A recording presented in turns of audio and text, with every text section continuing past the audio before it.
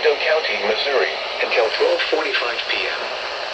At 11:58 a.m., a severe thunderstorm was located near Dutchtown, or near Chaffee, moving northeast at 60 miles per hour.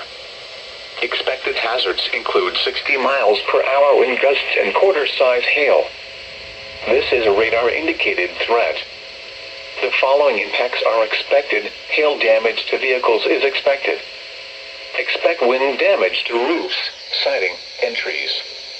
Locations impacted include Cape Girardeau, Jackson, Anna, Jonesboro, Trail of Tears State Park, Cobden, Delta, Gordonville, Dutchtown, Ware, Alto Pass, Whitewater, Allenville, and East Cape Girardeau.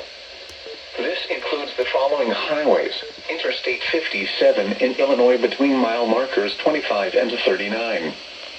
Interstate 55 between mile markers 93 and 103. Repeating, a severe thunderstorm warning has been issued until 12:45 p.m. for the following counties in Illinois: Alexander and Union, and Cape Girardeau, Missouri.